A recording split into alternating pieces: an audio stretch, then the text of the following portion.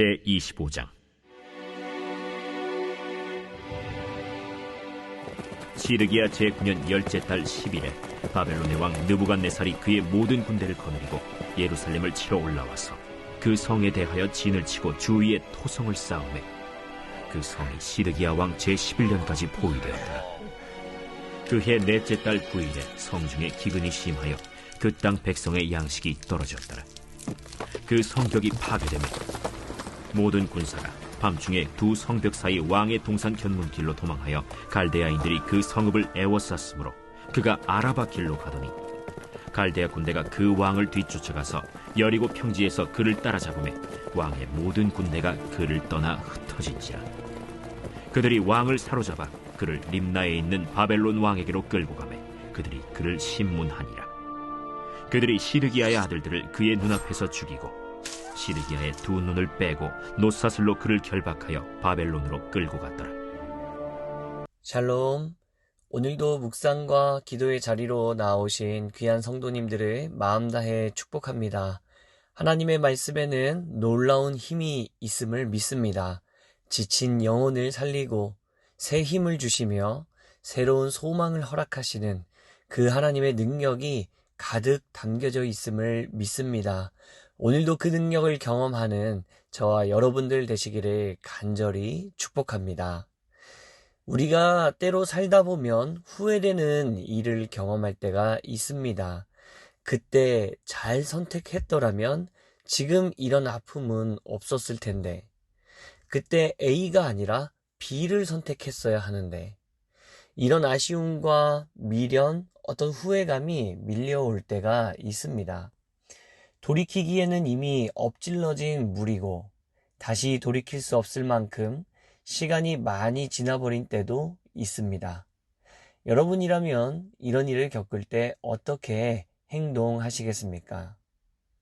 우리는 벌써 열왕기하 25장 마지막 장에 이르렀습니다.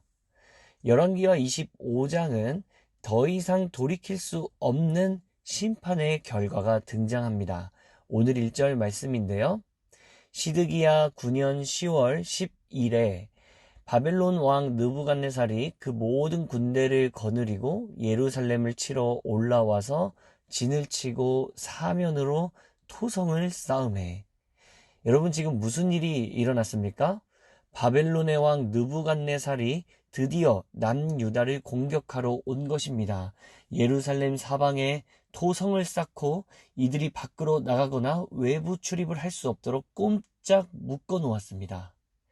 그렇게 2년이 지나고 바벨론은 약해진 예루살렘을 뚫고 들어갑니다.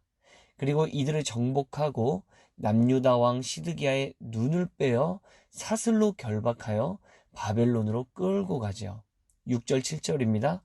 갈대아 군사가 왕을 잡아 림나 바벨론 왕에게 끌고 가매 저에게 신문하고 시드기야의 아들들을 저의 목전에서 죽이고 시드기야의 두 눈을 빼고 사슬로 결박하여 바벨론으로 끌어갔더라.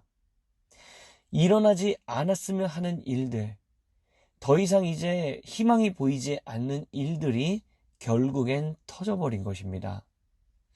이미 하나님은 기회를 주셨었습니다. 수많은 선지자들을 남유다에 보내시고 회개하고 하나님께 돌아오라고 여러 번 말씀하셨죠. 그러나 남유다의 왕과 백성들은 그렇게 행동하지 않았습니다.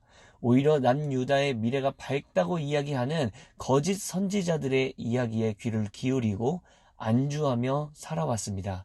그 결과 오늘 본문과 같은 일들을 겪게 됐던 것입니다. 이제 남유다 백성들에게는 기회는 없습니다. 예루살렘은 불탔고 남편과 아내, 자식들은 포로로 끌려가고 이제는 원통하여 회개해도 바뀌는 현실이 없습니다. 마지막 기회조차도 사라졌고 이젠 더 이상의 희망이 보이질 않는 것이죠. 여러분, 이럴 때 어떻게 해야 될까요? 이렇게 희망이 보이지 않고 더 이상 이제는 우리가 끝을 마주했구나 라고 느끼는 바로 그때 우리는 어떻게 행동해야 되는 것일까요? 사랑하는 성도 여러분, 열왕기하는 남유다가 마지막 기회까지 놓쳐버린 참담한 결과로 마치기 때문에 사실은 그래서 우리의 인생에 더욱더 큰 의미를 가져다 주는 성경입니다. 여러분 잘 아시는 것처럼 사실 열왕기하는 열왕기상과 한 권으로 볼 수가 있는데요. 오늘 본문으로부터 약 450년 전 열왕기상이 시작하는 장면으로 한번 돌아가 보겠습니다. 여러분 기억하십니까? 열왕기서의 시작은 늙은 다윗 왕이 죽으면서 솔로몬이 왕위를 이어받고 솔로몬이 성전 건축을 하는 이야기로 시작이 됩니다. 그런데 그때 이 솔로몬의 기도를 한번 보십시오. 사실 이것은 기도이기도 하지만 솔로몬이 마치 500년 뒤를 바라보고 있는 어떤 예언과 같이 다가오기도 합니다. 무슨 기도입니까? 열왕기상 8장 46절. 범죄하지 아니하는 사람이 없사오니 그들이 주께 범죄함으로 주께서 그들에게 진노하사 그들을 적국에게 넘기심에 적국이 그들을 사로잡아 원근을 막론하고 적국의 땅으로 끌어간 후에 그들이 사로잡혀 간 땅에서 스스로 깨닫고 그 사로잡힌 그 자의 땅에서 돌이켜 주께 간구하기를 우리가 범죄하여 반역을 행하며 악을 지었나이다 하며. 여러분 지금 무슨 얘기를 하고 있는 것입니까? 500년 전에 마치 500년 뒤에 망할 것을 예언하는 것처럼 솔로몬은 자신의 기도를 하나님께 올려드리고 있었다. 이것이 열왕기 상하의 시작이었다라는 것이죠. 사랑하는 성도 여러분, 열왕기하는 정말 비참한 결말로 끝이 납니다. 그러나 솔로몬의 이 예언은 이미 500년 전 열왕기서가 시작될 때부터 있었더라는 것. 여러분 솔로몬의 이 예언과 같은 기도 여기서 끝나지 않습니다. 8장 48절이요. 자기를 사로잡아 간 적국의 땅에서 온 마음과 온 뜻으로 주께 돌아와서 주께서 그들의 조상들에게 주신 땅, 곧 주께서 택하신 성읍과 내가 주의 이름을 위하여 건축한 성전이 있는 쪽을 향하여 주께 기도하거든. 주는 계신 곳 하늘에서 그들의 기도와 간구를 들으시고 그들의 일을 돌아보시오며. 사랑하는 여러분, 솔로몬의 지혜는 도대체 어디까지였을까요? 열왕기하가 끝나기까지는 500년 뒤의 이야기인데 하나님 그때도 여전히 죄를 지어서 하나님을 등져서 아픈 일을 당할 때 끝이라고 느낄 때에 갔을 때에 바로 그 포로된 땅에서 주님 우리가 주님의 이름을 부르짖을 때 우리를 돌아봐 주시옵소서. 이미 500년 전부터 그렇게 기도하고 있었더라는 것입니다. 사랑하는 여러분, 끝이라고 느껴지는 바로 그 순간 우리가 구해야 할 것은 하나님의 긍휼입니다. 주님, 우리를 불쌍히 여겨 주옵소서. 하나님 앞에 범죄할 수밖에 없었던 나를 긍휼히 여겨 주시고 하나님의 뜻으로부터 멀어졌던 나를 주님 불쌍히 여겨 주시고 주님께서 나를 영원히 포기치 아니하시겠다는 그 말씀의 약속, 이미 그 성경을 2000년 전부터 우리에게 허락하여 주시지 않으셨습니까? 주님, 이 말씀을 붙들고 기도합니다. 저의 연약함을 불쌍히 여겨 주옵소서. 이렇게 기도해야 된다는 말입니다. 사랑하는 성도 여러분, 어쩌면 우리 그리스도인들의 삶에는 끝이란 건 없는 것일 수도 있겠습니다.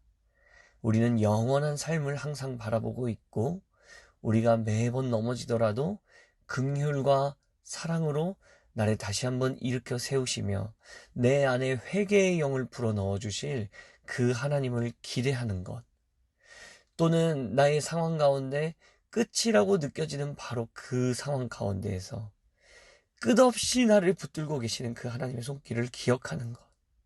사랑하는 성도 여러분, 이것이 그리스도인들의 삶인 줄로 믿습니다.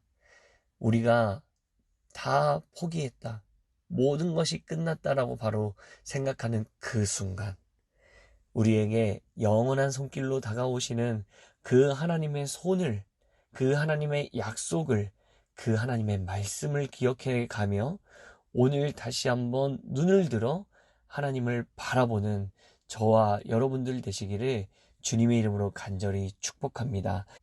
함께 기도하겠습니다.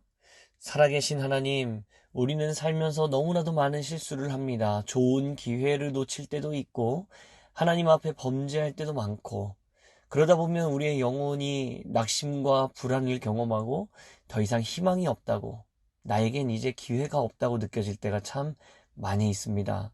그러나 주님, 이 모든 상황이 역설적으로 하나님의 긍휼, 하나님의 다시 시작하심을 더욱더 기대하게 되는 우리들의 시간이 되게 하여 주옵소서. 끝이라고 생각했던 바로 그 자리가 새로운 시작을 알리는 출발점, 주님께서 내 삶 가운데 새 일을 행하실 것을 기대하는 출발점이 될 수 있도록 하나님 역사하여 주옵소서. 오직 주님만을 의지합니다. 주님을 신뢰합니다. 주님만을 갈망합니다. 우리의 인생 가운데 주님 새 일을 행하여 주옵소서. 거룩하신 예수 그리스도의 이름으로 기도드립니다. 아멘. 오늘 우리에게 주신 말씀을 붙들고 사랑하는 우리 교회를 위하여 함께 우리 기도하며 주님 앞에 나아가겠습니다.